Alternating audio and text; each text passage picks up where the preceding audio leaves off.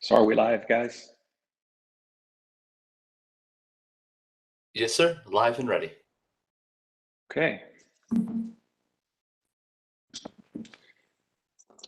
All right. Good morning.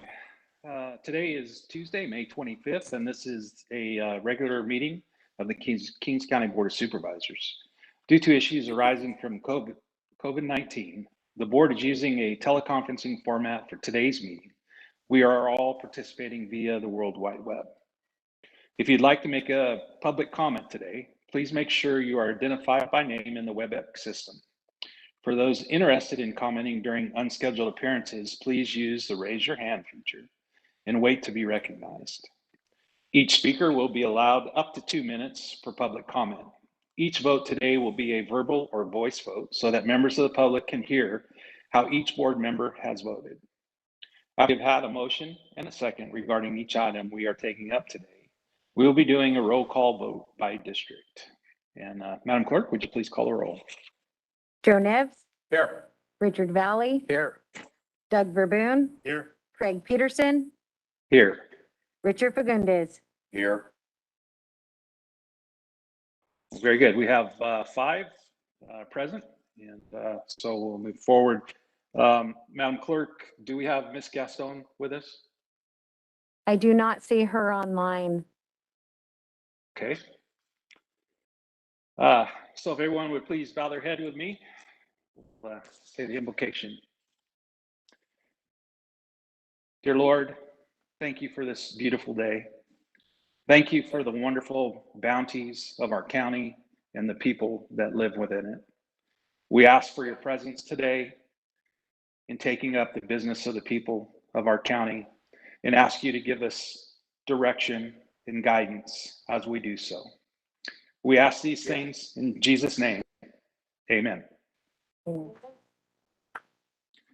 Great. And if you would now, Mr. Verboon, would you lead us in the Pledge of Allegiance? Ready, salute. I pledge allegiance to the flag of the United States of America and to the republic for which it stands, one nation, indivisible, with justice for all.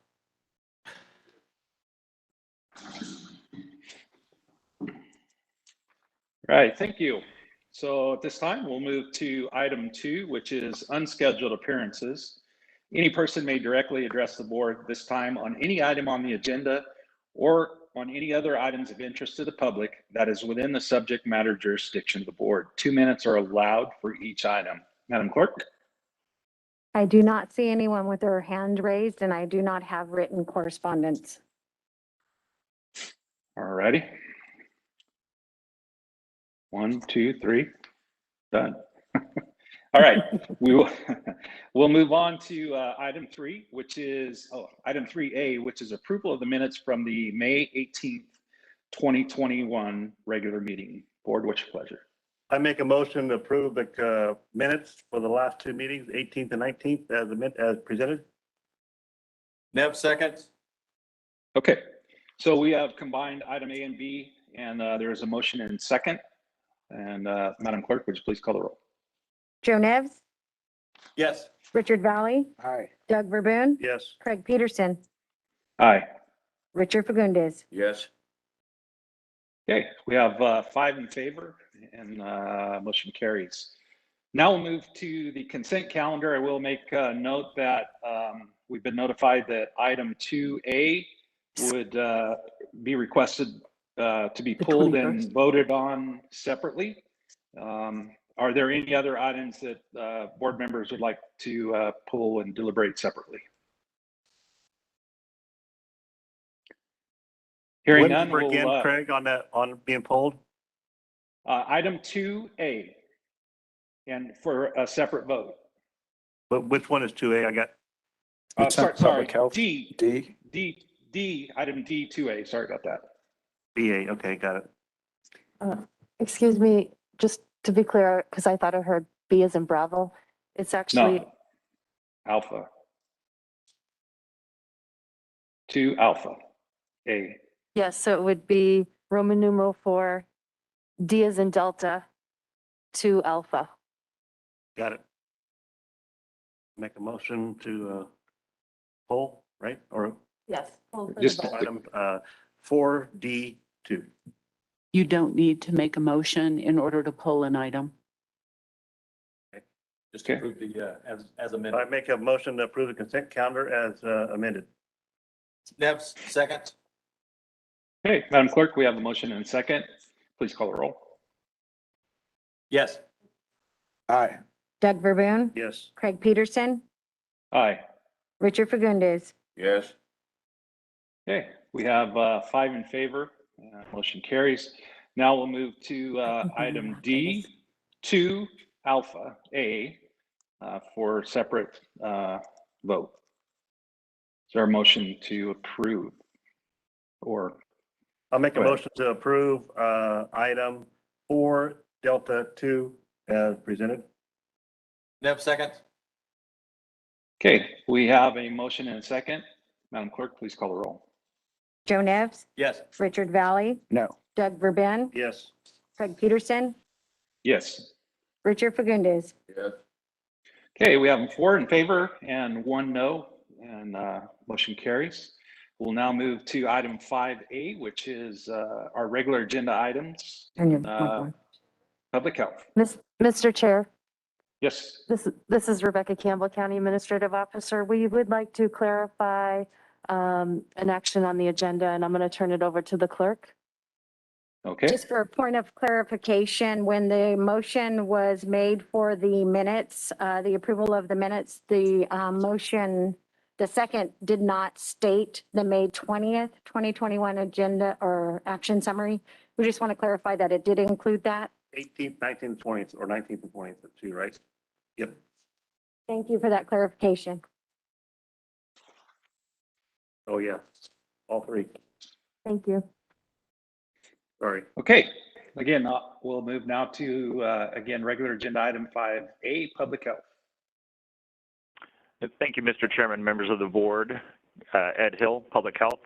Today, we're seeking your board's adoption of a resolution authorizing the Director of Public Health to sign the Local Enforcement Agency grant application to the California's Department of Resource and Recycling and execute all necessary agreements to secure the grant funds for Kings County. This is a grant that has been made available each year through the state, and it's used to offset costs incurred by unfunded programs, and a resolution by your board is a requirement of the grant process.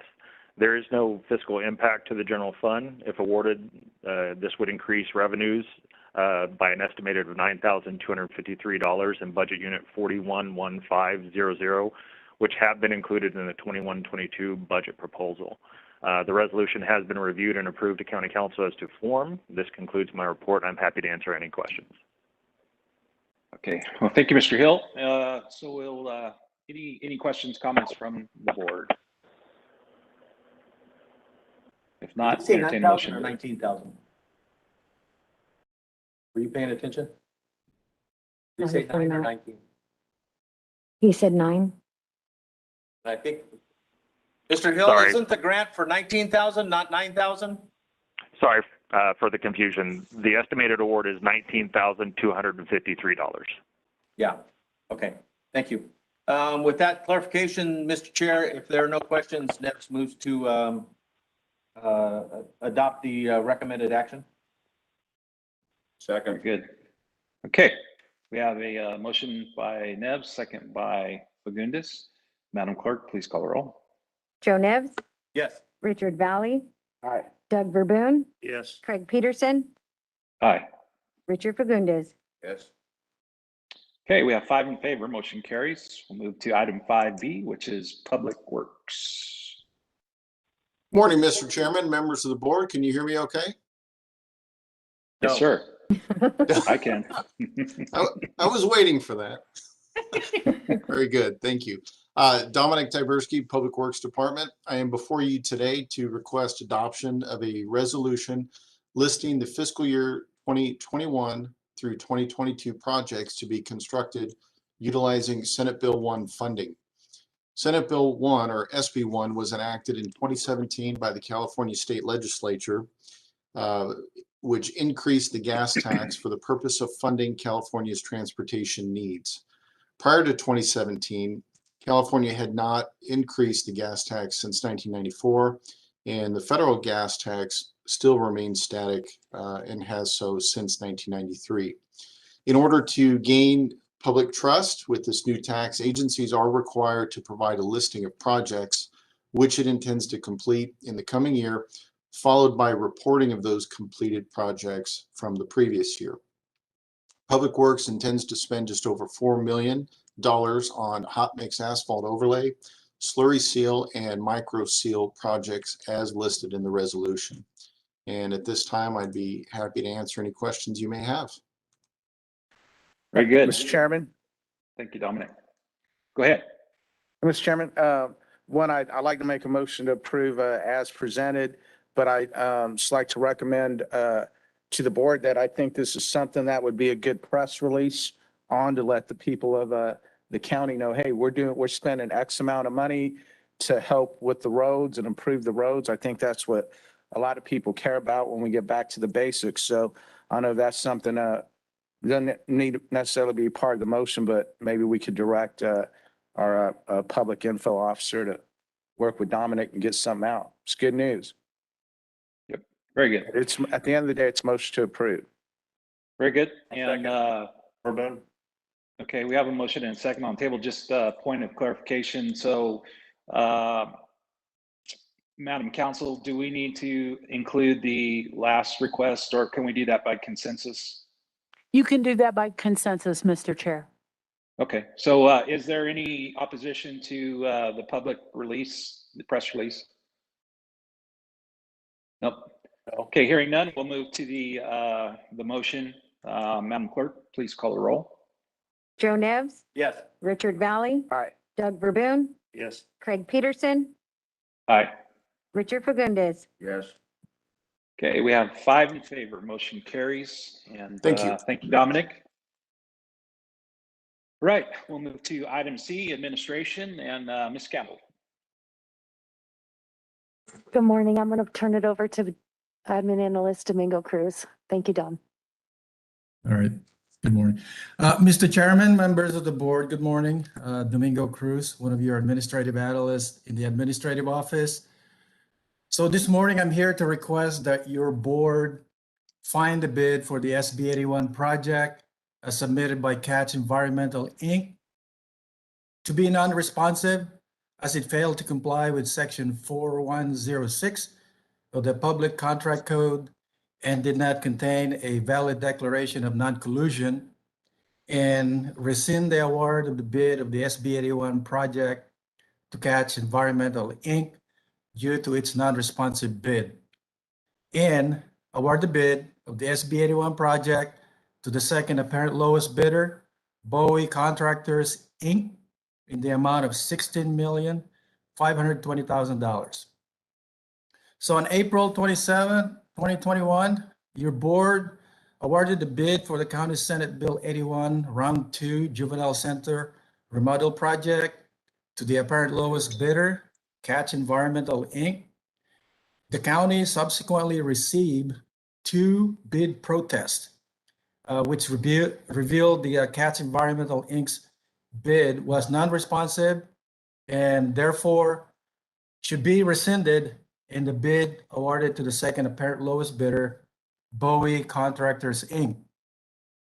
On May 5th, 2021, the county sent a letter to Catch Environmental, Inc.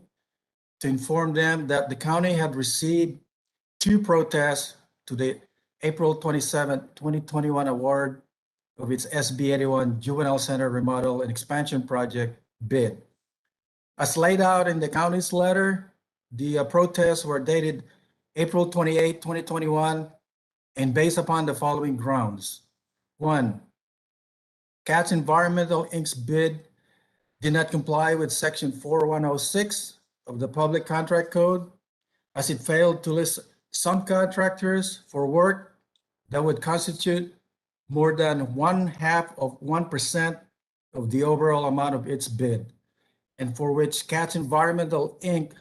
does not hold the appropriate licensure to self-perform the work. And number two, CATS Environmental Inc.'s bid was non-responsive, as its blind bid form did not contain prices for the alternates as required under the instructions to bidders.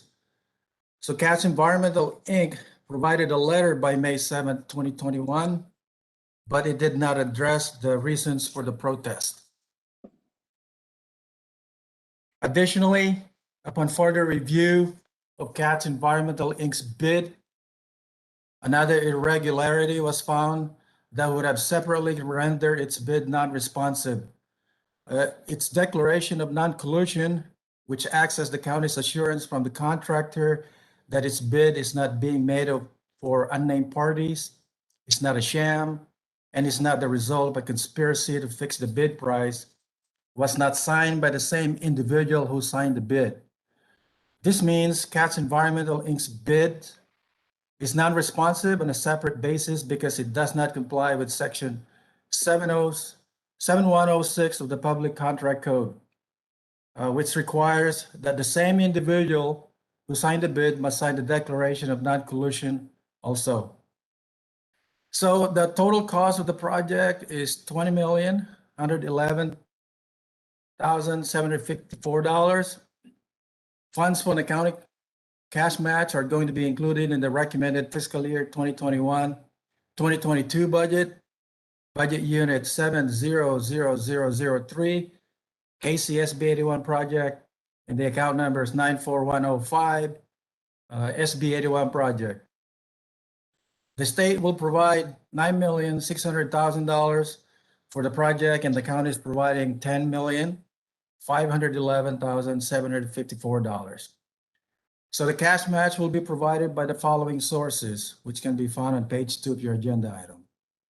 As previously approved match dollars, we have the capital outlay funds, $2,063,000 from Mental Health Services Act capital funds, $600,000. The public protection impact fees, $1,530,000. So for the new request match dollars, there's a bit of good news here, as we don't have to borrow funds from the other impact fees. So the youthful offender block grants reserves and juvenile reentry grant funding were in coordination with probation department. So the chief of probation officer was able to clear the use of these funding from the state. However, in order to move forward, the previously approved courthouse remodel project will have to be put on hold, and the public protection impact fees designated for that project will be moved to this project. So the new request match dollars are from the public protection impact fees, an additional $2,188,340 from probation's youthful offender block grants reserve, $2,020,941 from probation's juvenile reentry grant, $200,000, and from the capital funds, $1,909,473. So one of the actions your board that is taking this morning is the award of the bid, which constitutes a notice of award of the bid to Bowie Contractors, Inc. So the contract agreement will be returned to your board for approval on a later date. The estimated start of construction is July 27, 2021. And the estimated completion date is October 20, 2022 for a 15-month construction schedule. So with that, I respectfully request that your board find the bid for the SB 81 project as submitted by Catch Environmental, Inc. to be non-responsive as it failed to comply with Section 4106 of the Public Contract Code and did not contain a valid declaration of non-collusion, and rescind the award of the bid of the SB 81 project to Catch Environmental, Inc. due to its non-responsive bid, and award the bid of the SB 81 project to the second apparent lowest bidder, Bowie Contractors, Inc., in the amount of $16,520,000. Thank you. Thank you, Domingo. Okay, questions, comments from the board? Yes, Mr. Chair, questions. So I Sure. know we had some emails going on with this, and I know that was a lot of information out and a issue with the bid. So which one of our county legal reps was the lead on this? And could we get just a statement on that as far as our ability to proceed and with no issues, no problems? Carrie Woolley has been walking that project through the contracting process and advising the contracting group. I've been sitting closely tied to her, but I'm happy to put her on to answer the board's questions. Carrie, are you in the meeting? I am. Carrie, please go ahead. Oh, thank you. Supervisor Valley, did you have a specific question you'd like answered, or would you just prefer me to go over the process? No. Not the whole legal review, just with all of that, and again, I know there was emails with instructions to the board. Just, do you have anything to add for some confidence in the action that needs to take place? And Carrie, if you Certainly. could please speak up so that the board can hear you in chambers. Certainly. Yes. The letters that the board were sent actually from the protesters and outlined the reasons for their protests. Under our purchasing policy, those letters should have actually never been sent to the board. What the basis of the protests were that the bidder that we had awarded the bid to, Catch, did not follow the public contract code. One of those was the fact that he did not list out subcontractors who would be performing a significant portion of the work, which under the public contract code is 1.5% of 1%.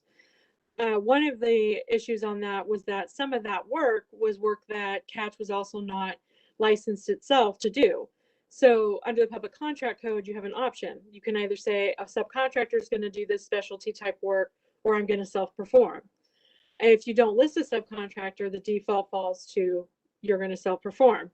When we checked Catch's contractor state licensing board registration, they in fact did not have that license.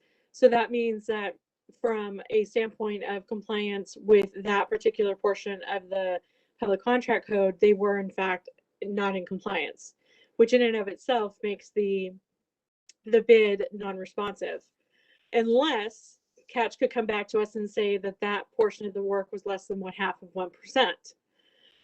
We sent a letter to Catch saying, hey, this is what we've got. These are the grounds upon which your bid is being protested against, and gave them an opportunity to respond. And Catch's response was to tell us about a job that they had recently committed or recently finished. And they did not respond at all to the protest. They didn't address the fact that they didn't provide any information about that subcontractor, about the fact that they didn't have a license to do that particular type of specialized work. They didn't address any of the concerns that were raised. Meanwhile, as I was looking through the bid, I do an additional review. I noticed that the non-collusion declaration had been signed by an operations manager, who of course is under the authority or is an employee of the owner of the company, who had signed the bid form himself.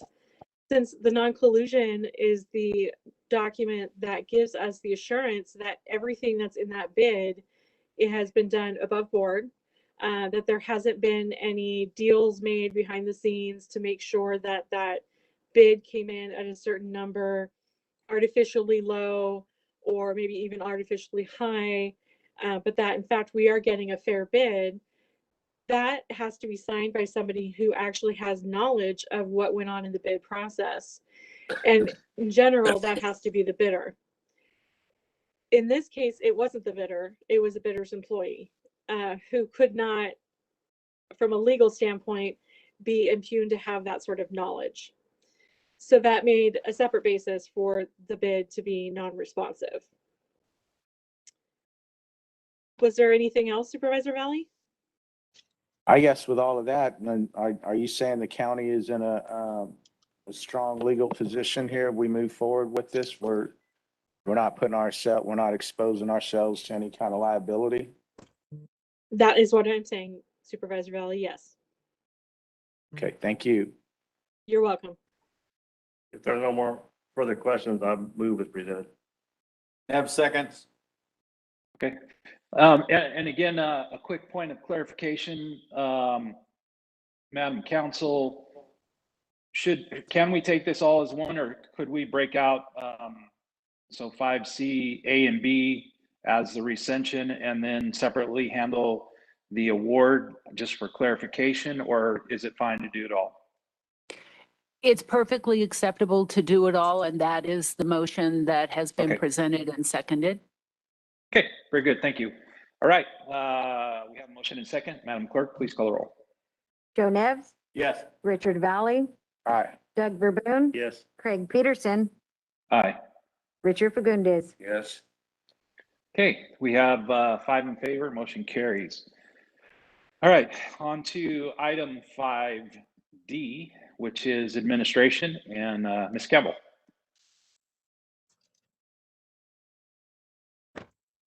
Good morning, Mr. Chair, members of the board, Rebecca Campbell, County Administrative Officer. This item is a weekly item regarding the COVID-19 pandemic. I have 2 updates for your board this morning. Last week on Friday, Dr. Mark Galley, Secretary of the California Health and Human Services Agency, and Dee Dee Myers, the Governor's Senior Advisor for Economic Issues, held a press conference where they confirmed that the state will fully reopen on June 15 with no capacity limits for businesses, but guidance for vaccine verification at large events. The state will align mask and travel rules with recent U.S. Centers for Disease Control and Prevention guidance that fully vaccinated people can go without masks in most situations. So we'll be keeping attuned to those guidelines coming out. For outdoor events with more than 10,000 people, the state will recommend that event operators will have a system to verify patrons are either vaccinated or have tested negative for COVID-19. Individuals who do not meet those requirements may attend and wear a mask. For indoor events with more than 5,000 people, organizers must provide that attendees have been vaccinated or test negative. People may not simply wear a mask to be in compliance. Dr. Galley confirmed that the state would not be involved in preparing a so-called, quote, vaccine passport, end quote, but the state will provide guidance to ensure that it's done with a high degree of integrity and responsibility with equity in mind. Additionally, the state will issue guidance on a number of issues beyond the June 15th date, including mask wearing, verification, travel, and other issues. I wanted to let your board know that the California Division of Occupational Safety and Health, or Cal-OSHA, postponed a vote last week on a proposal that would have allowed workers to return to the workplace without social distancing or mask requirements. The request to delay the vote came on the heels of an announcement that California would wait until June 15 to loosen the mask rules for indoor and outdoor settings. The Cal-OSHA board will meet on June 3rd to vote on the revised proposal. So those are the 2 updates I have, and I'd like to turn it over to Director of Public Health, Mr. Edward Hill, and he'll give you a local health update. Good morning again, Mr. Chairman and members of the board. Ed Hill, Public Health. As usual, I'm going to start my report by reminding everyone the simple steps we can all take to protect ourselves from communicable diseases such as COVID-19, and they are frequently wash your hands for 20 seconds or more. Don't touch your face with unwashed hands. Stay hydrated with water. A hydrated cell is a healthy cell. Stay home if you're sick and wear cloth face coverings until we're told not to. My update this morning is going to be pretty brief. Our daily numbers are available on our website. We continue to watch hospital data closely. We continue seeing a decline in medical surgical general admissions, both in the ICU both in med-surg and general admissions and the ICU locally and regionally, which is always a welcome sign. As of yesterday, the local hospital had 3 COVID patients in med-surg and 1 patient in ICU. Our PPE status has not changed, and we are still maintaining a 60-day supply of PPE for all of our healthcare facilities. Also, as announced 2 weeks ago, the state has begun to distribute a 30-day supply of PPE from a state stockpile to healthcare facilities who request the supplies. So far, we have reached out to each entity and have only received 1 request. Because of this, we have requested that the state allow us to share these resources with other medical providers and other businesses throughout the county, and we're waiting for that written approval to do so. Again, I will keep your board updated as we continue through that process. The mobile testing site schedule for this week is available on our website. Our current metrics for the blueprint are our new cases per 100,000 is at 3. That's our adjusted rate. Our unadjusted is at 3.3. Again, because we test higher than the state median, we do get our new cases per 100,000 adjusted down. Our overall testing positivity is at 1.3%, and our testing positivity in the lowest quartile of the Healthy Places Index is at 0.7%. So this means that our new cases per 100,000 meets the orange tier metric, and our overall testing positivity and the testing positivity in the HPI meet the yellow tier criteria. Our tests per 100,000 daily average remains steady. It's at 356. The state's new median is now at 294, so there is a decrease in testing statewide. Last week, the state released their Beyond the Blueprint for industry and business sectors. Ms. Campbell already went over all of those nuances, so I won't repeat them. On the vaccine front, last week, Public Health administered 614 vaccines. Again, with the transition to the third-party administrator, we don't know exactly how many each site is vaccinating. We continue to have plenty of available appointments in all of our clinics, and we continue to have the capacity to do 700 doses a day. As a reminder, at our request, the state is working to move the Optum Serve vaccine site to another county. They are scheduled to be out of that site by this Saturday. And we being public health, plan to move our Hanford vaccine operations from our public health clinic to there so that we can continue with our other public health missions, such as tuberculosis, valley fever, sexually transmitted infections, and other processes without overcrowding our Hanford clinic. So far, Kings County providers have administered 70,966 vaccines. And on May 14th, we started vaccinating the 12 to 15 population with the Pfizer vaccine. And so far, Public Health has administered 124 in the 12 to 15 range. And then last week, I didn't have data for this age range from all of our providers because the state system was down, but that number is at 770 individuals between the age of 12 to 15 vaccinated so far. And that number does include the 124 from Public Health. Last week, the governor's office also announced the Employer Vaccination Toolkit.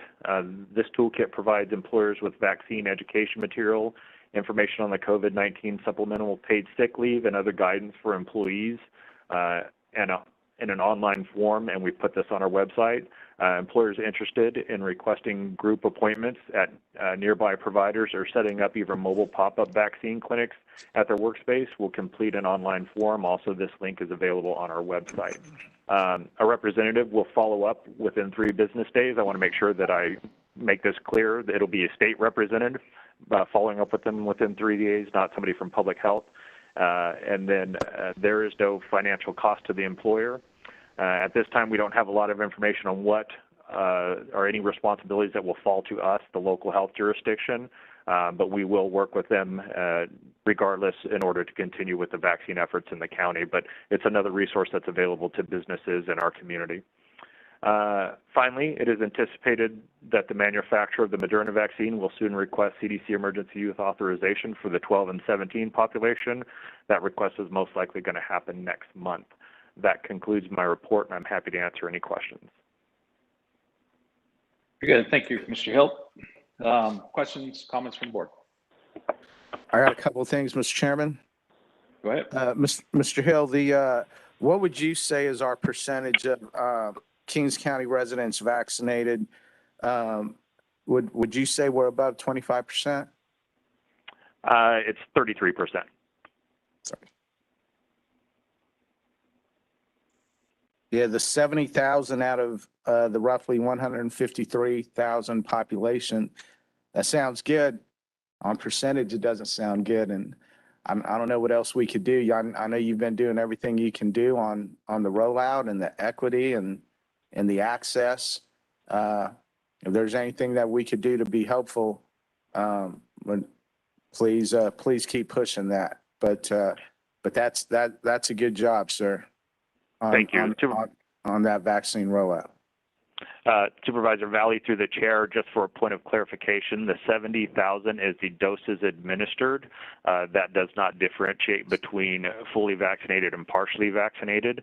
The fully vaccinated number right now is at 33%, so that's why that number doesn't mesh out for you. And you are also correct. Thank you for asking that question. The government ops grant that was passed by your board today does include incentive packages for processes to continue to bolster and promote the vaccine distribution and acceptance throughout the county, and we will be reaching out to respective board members on those plans. Okay, thanks, sir. Thanks for clarifying that second dose number. I guess that's what was throwing that off. The second part, I don't know how much time the board wants to take up on this today, Mr. Chair, but obviously June 15th, it's a Tuesday. And if these COVID rules are going away, what thought have we put, or are we prepared to just have a regular board meeting on Tuesday, meaning the board members back at our original spaces, these partitions down, the public back in the chambers, department heads back in the chambers, continue to broadcast the board meeting on the YouTube live channel, which has been great. I think we've been more accessible than ever, which sounds funny when people can't even come inside. But I think those are things to consider. Is that all taken care of, or is that going to take some direction from the Board of Supervisors? And again, next board meeting is a holiday, so that gives us only one more board meeting before the 15th. Yeah, no, I appreciate that. I know Ms. Campbell has discussed, how the process might go forward. For me personally, I think, I agree. I'm fine with, the chambers being opened and folks being invited in. The one thing I would disagree with on the partitions, I think those are pretty expensive infrastructure that we've done across the county. And I think we should, at least my opinion, we should probably keep those for a bit until, we've maybe made it through the end of the year and there hasn't been any reason for them to continue to be there at that point. But all of that infrastructure that we've, placed in the county, I don't know, it may provide comfort to some folks as well. So, but from the chamber standpoint, I just the infrastructure side of things. But and I'm not suggesting we do that, Mr. Chair. I was saying the thought process of it, and maybe if we do keep them up, and the public comes in, maybe we can move the plaques or just kind of get organized in some fashion. And I think it's going to take some talk from the board. And again, I want to catch anyone off guard. Maybe it's the Tuesday, June 8th meeting. We agendize that with the health director here as well and give him time to put some thoughts in that and hear from the board. Yeah, I think the whole team has been working on the June 15th portion, from Sandy and risk management to, administration and I don't know, Ms. Campbell, do you have any thoughts, comments? Thank you, Mr. Chair, Supervisor Valley. Yes, we have been working on that. There is a cost to the technology piece. We would be happy to come back in a study session to review and outline those costs and talk about anything else we need to talk about. Okay. And what was that, Tuesday the 8th? The next board? Can be ready. I think we can be ready for the 8th. All right, thank you. Okay, you, Mr. thank you. Chairman. And Mr. Chairman, Ed Hill has his hand raised or did. Okay, Mr. Hill? Thank you, Mr. Chairman. Sorry, I did lower my hand, or maybe I didn't. I apologize. The topic had been approached and addressed already, so I don't need to speak. Thanks. Okay, very good. Okay, any further questions, comments on item D? 5D, actually. All right, hearing none, we will move to board member announcements and reports. Supervisor Verboen. I had a pretty exciting week last week. A lot of stuff can't talk about. But on Friday morning, I had Amtrak Family Kings board meeting. And we applied for a couple of grants to do some construction in the Merced area, Modesto area, and approved our budget. And all I have. Thank you. Thank you. Supervisor Fagundes.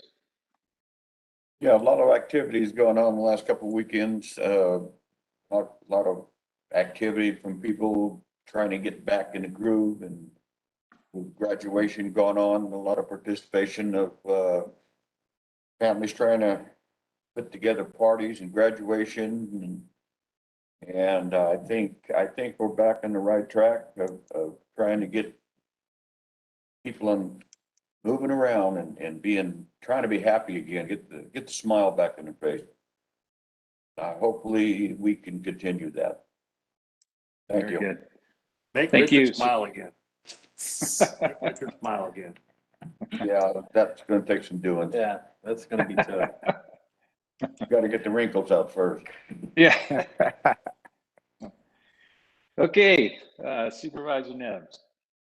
Thank you, Mr. Chair. Continue to announce softball. Last night was the senior game, so that season has come to an end. Baseball next week, and then we'll wrap up the high school year. Thursday night market continues in Hanford. The American Legion continues to serve breakfast on Fridays if you're looking for a breakfast. Continue to attend these webinars online.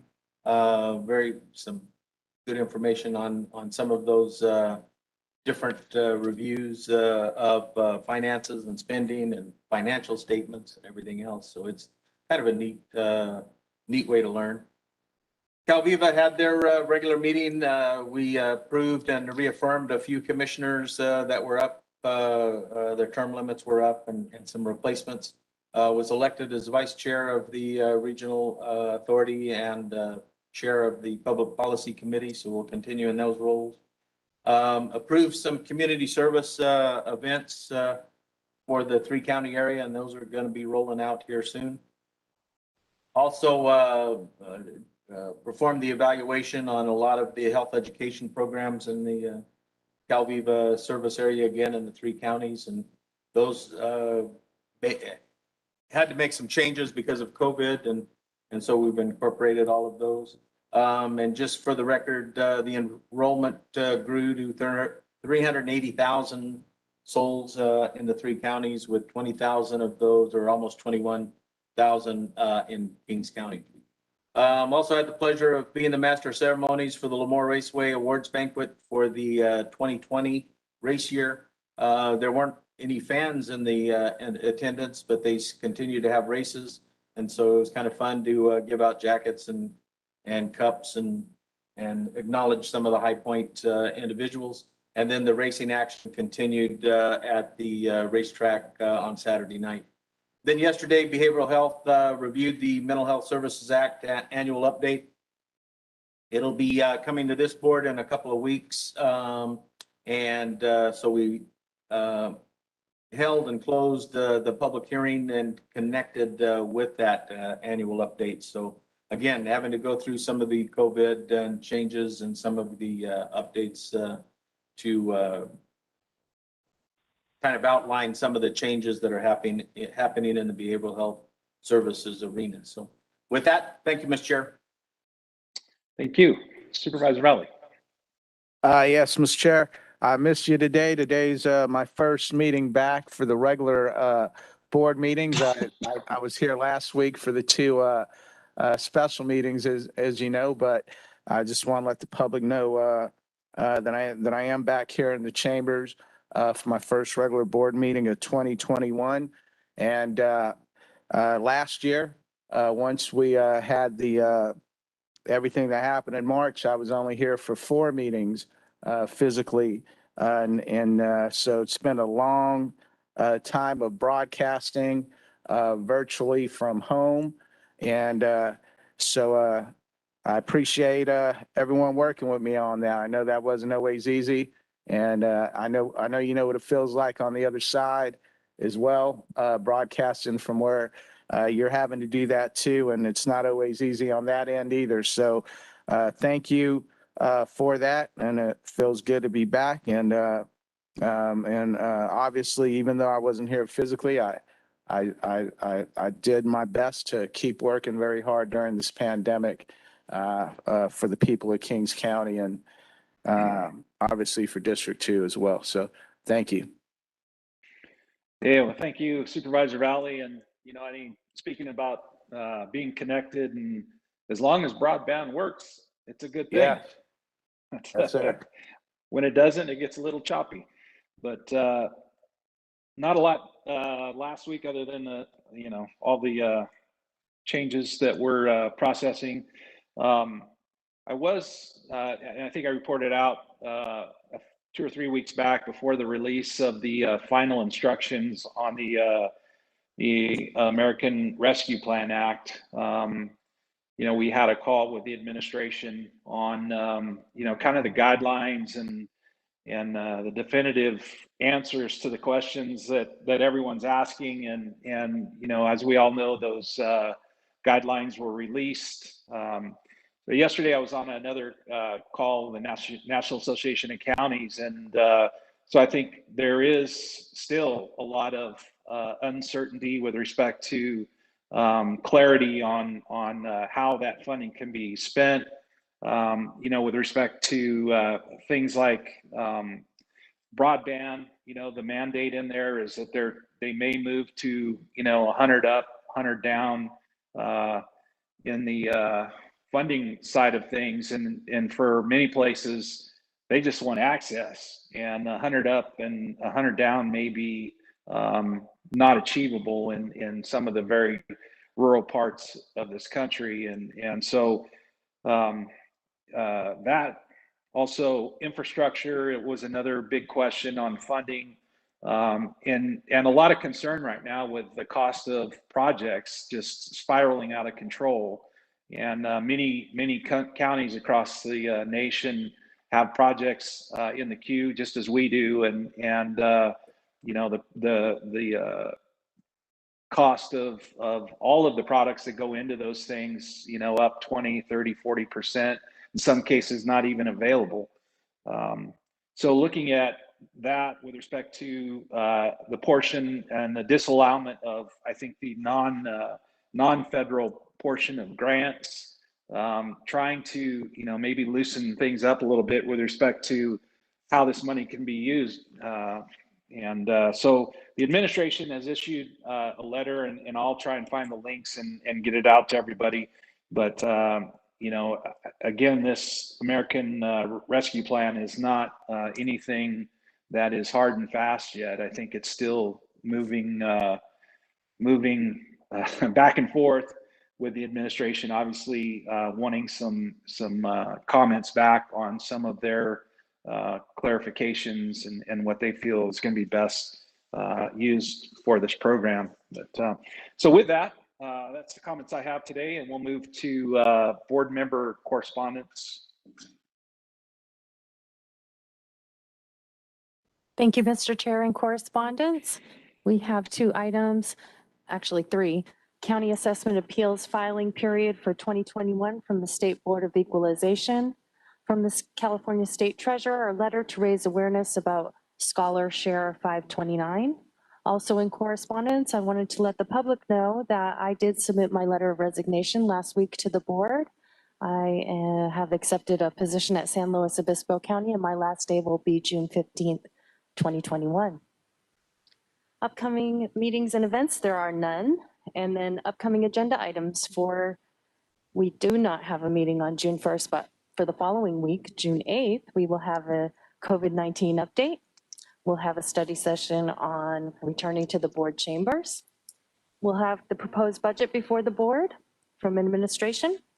From Ag Commissioner, we will have an agreement with the state for the county's Asian citrus psyllid bulk citrus program. From Community Development Agency, a public hearing considering a density bonus development agreement with Aspire Homes California, Inc. for Phase 5 of vesting tentative tract number 756. From the Fire Department, we will have acceptance of the fiscal year 2020 Community Power Resilience Program allocation. From Human Services Agency, an item on Elder and Dependent Adult Abuse Awareness Month.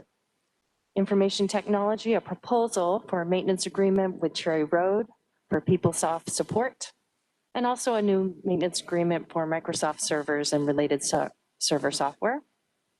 From the Sheriff's Office, we'll have an out-of-state travel request for the National Association of School Resources Officers School Safety Conference in Orlando, Florida. Also an out-of-state travel request for Association of School Resources Officers Conference in San Antonio, Texas.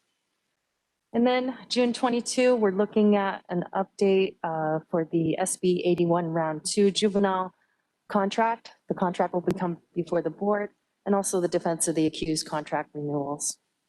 And that's all I have. Very good. Thank you, Ms. Campbell. Right. We will move to item 7, which closed session. And we did have 3. One item has been pulled, so we will have 2 cases of significant exposure to litigation under government section code 54956.9D2.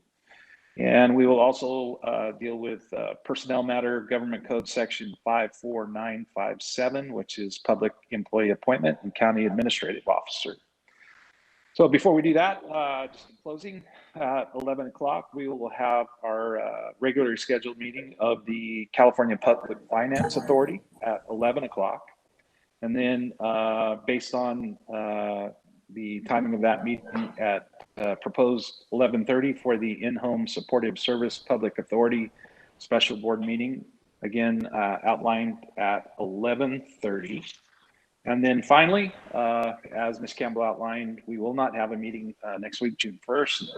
And so our next regularly scheduled meeting will be held June 8th of 2021 at 9 a.m.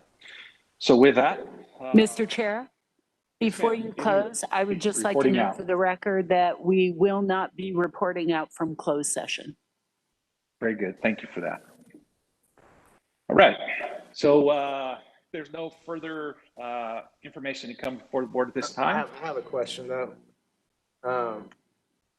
I know why you said that for the special meetings, but are you confident about that with today, with the rules that you shared with us on the ability on during a regular board meeting in regards to reporting out on the personnel matter on the CAO?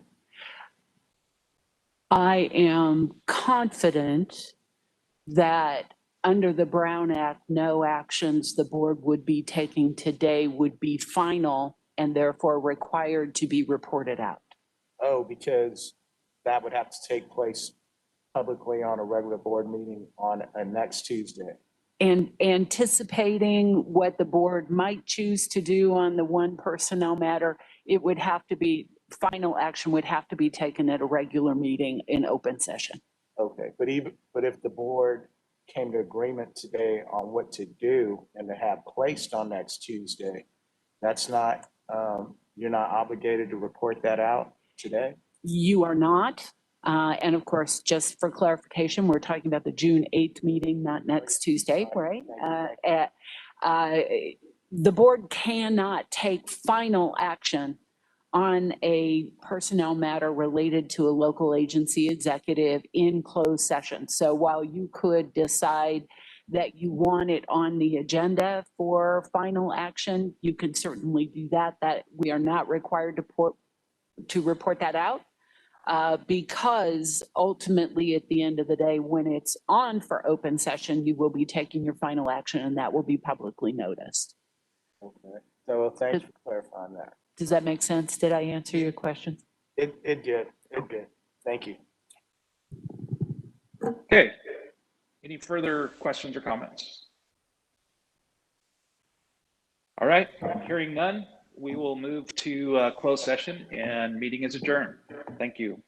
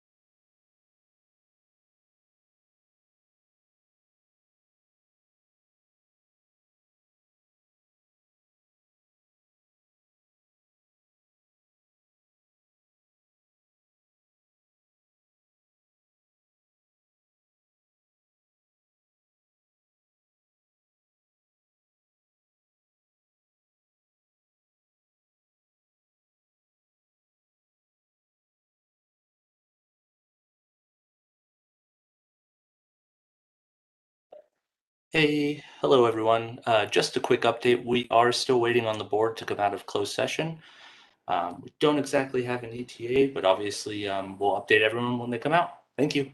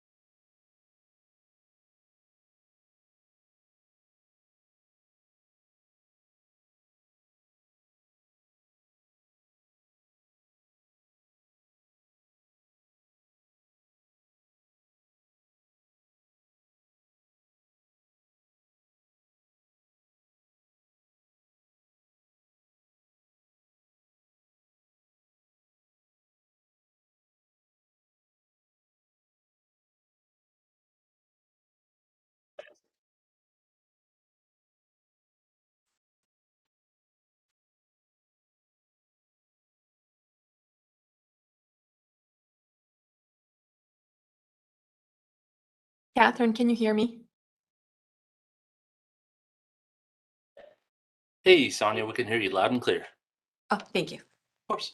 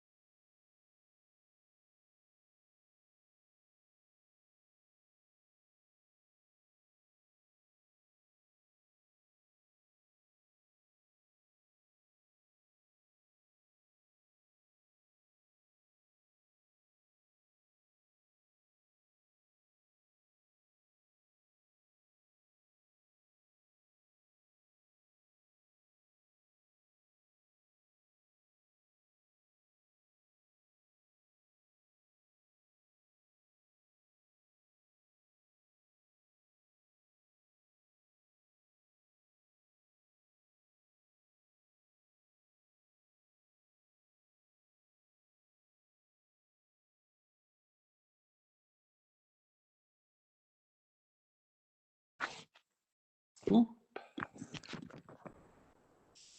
Everybody there? Yes, sir. Can we hear you? Waiting on you. Oh, So are we, we're just gonna jump into, the Cal PFA first. Find my notes here. Yes. Okay, Yes, please. Yes, and we have representatives from the Cal PFA staff. okay. Alrighty. So it's, Tuesday, May 25th, 11, about 11 or 11:43. So, go ahead and call the meeting to order, the California Public Finance Authority. Please call the roll. Joe Nevs, Here. Richard Valley, Here. Doug Verboon, Here. Craig Peterson.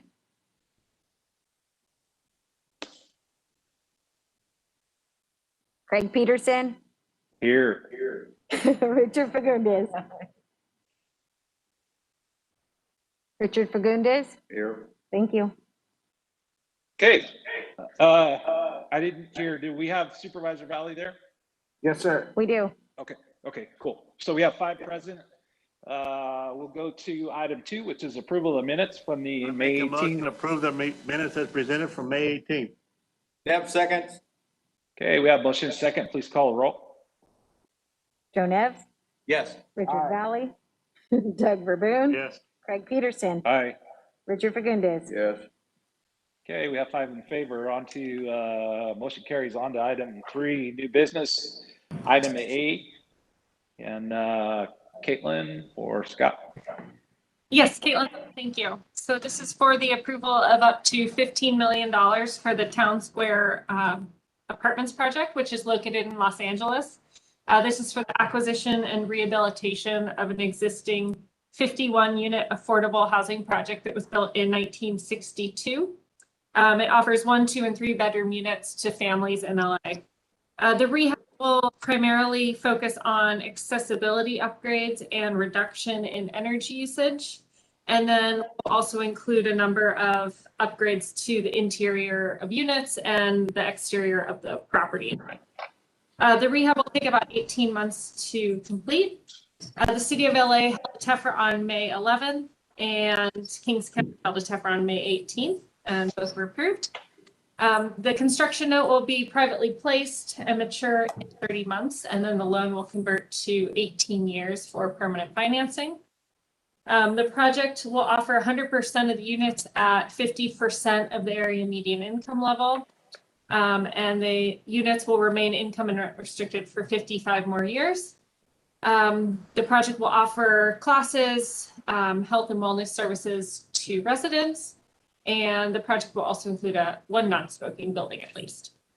And I'm going to take questions on Town Square financing if you have any. Very good. Thank you. Questions, comments from the board?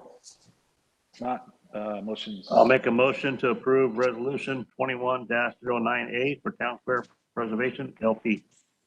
Town Square Apartment. Deb, second. Okay, we have a motion and a second. Would you please call the roll? Joe Nevs, Yes. Richard Valley.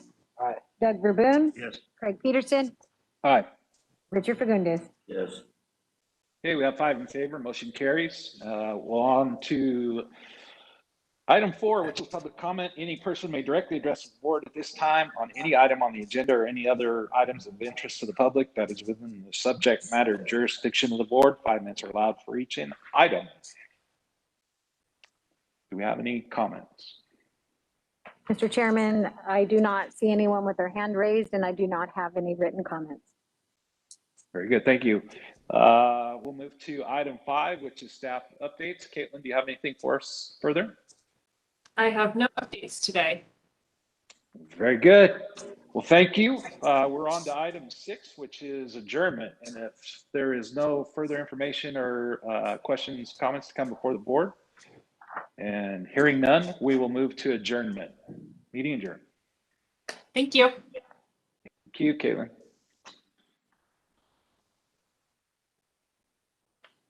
Next. Yep.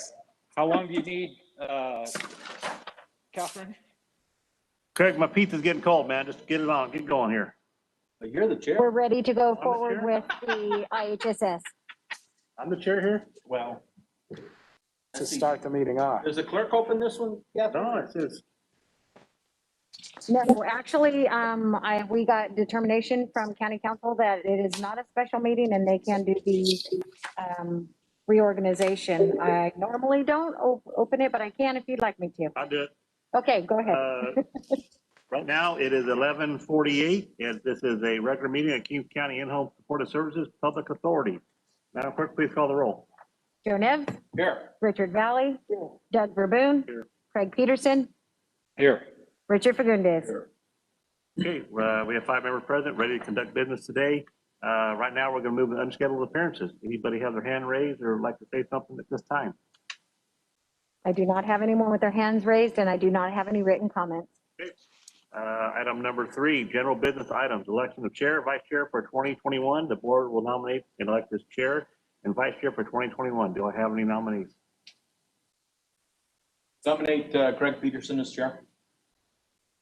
Second. Motion to nominate Craig Peterson as chair and a second by, Close the nomination.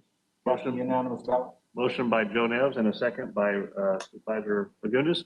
You okay to close that too with your second? Yep. And it's already closed, so Madam Clerk, please do the roll. Joe Nevs, Yes. Richard Valley, Aye.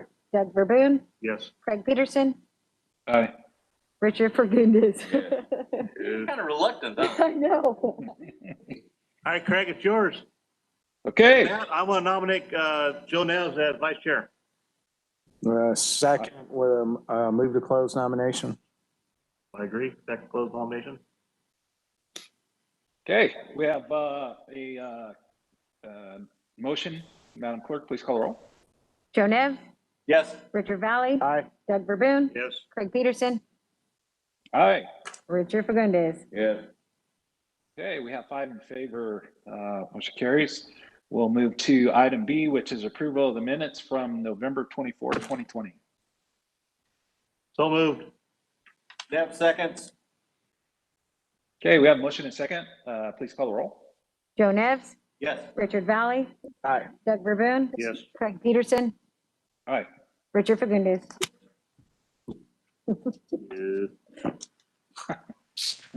All right.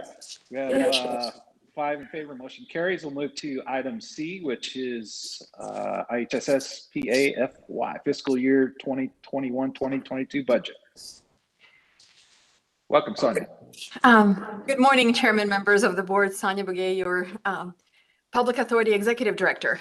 So this is our first meeting of the current year, as you know, and we have been canceling the meetings based on items to schedule. So the only significant item we have today is our approval for 21-22 fiscal year.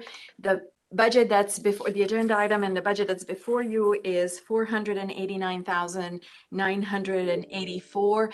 It is a preliminary budget. We're repeating basically the same process we've done previously because we're basing the recommended budget on our current year allocations. Once the state budget is approved and we have final public authority allocation from the state, we will return to your board and amend the budget.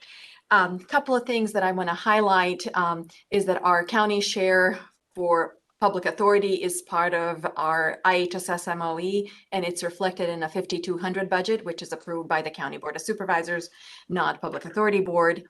We also are at the tail end of our sublease with Commission on Aging. If your board will recall, back in 2017, Public Authority was located in the Armona Senior Center. Once the function transitioned to the county, we no longer needed that lease. Our Commission on Aging stepped in and actually has been working with us and subleasing this building through the county. That lease ends for the Public Authority in October, and so would our sublease with Commission on Aging. While Commission on Aging is probably interested in continuing, they would actually prefer not to have us as a middleman managing that lease. So we have noticed the landlord about not extending the lease, and Commission on Aging has been part of that communication. So what's reflected in our budget is only 4 months of the lease. And with that, I would ask your approval for the budget as recommended, and it will be then presented to the County Board of Supervisors for final approval. If you have any questions, I can certainly answer them. Very good. Thank you, Sonia. Any questions, comments from the board? I'll make a motion to approve as presented. Second. Okay, we have a motion and a second. Please call the roll. Joe Nev, Yes. Richard Valley, Aye. Doug Verboon, Yes. Craig Peterson, Aye. Richard Fagundes. Yes. Okay, we have 5 in favor. Motion carries. Thank you for that. All Thank right, you. we'll move to staff announcements. Do you have anything for us today? Two brief things. We have been sending our IHSS caseload statistics at the glance, so I was going to forward that via email unless you would, there is really no significant changes over the months. So unless you have particular questions about that, our work with both providers and recipients continues. It's mostly via phone and online, but our offices have been open in person for a while, so there's really not a significant change. Both providers and recipients continue to receive PPE through our office, and demand for that has lessened, but we have sufficient supplies. There is a number of program changes that are proposed in the governor's budget related to IHSS. However, given that we're only at the May revise stage and hearings are going on, I wasn't going to do any detailed update on that, other than to let you know that one of the changes is related to the IHSS MOE. Given the history of the IHSS MOE changing and the fiscal impact to the county, I just wanted to highlight this one. Recommended changes are actually positive. It does not change the construct of the IHSS MOE, the basic construct. It only changes the sharing ratios between the state and the county if there's wages negotiated above the minimum wage. So what the current law states is that if the wages are negotiated above the minimum wage, once the minimum wage hits $15 an hour, the county share of cost would be 35%. That versus it would be 35% starting January of 22. Currently, it's 16.4. The proposed state budget essentially makes it stay 16.4 going forward. So that's if that passes, which I believe it will, it actually, if we ever have a wage that's negotiated above the minimum wage, our cost would not essentially double after January 22. The regular IHSS MOE that has nothing to do with the wage negotiation above the minimum wage is not changing, and that's a positive thing for us. So just wanted to give you a heads up of that's part of the state discussions at the moment. It's really a good thing. So there's really nothing else in a budget that would impact us financially, and programmatically, once things shake out, we'll do a more detailed update. That's all for me, unless you have any questions. Okay, questions, comments from the board? Hearing none, we will move. Any further announcements from board or Sonia? I don't have anything further. Okay, very good. So at this time, we've reached item 5, which is adjournment. So thank you all for being here today, and we will now move the discussions back into closed session for the Board of Supervisors. Thank you. Thank you. And I'll head back. I just go back, Catherine, to the previously closed session. No, we're link, done. right? Oh, we got one more? Oh, sorry. Yeah. Can we eat pizza? Yeah, can we eat pizza? Yeah, eat pizza.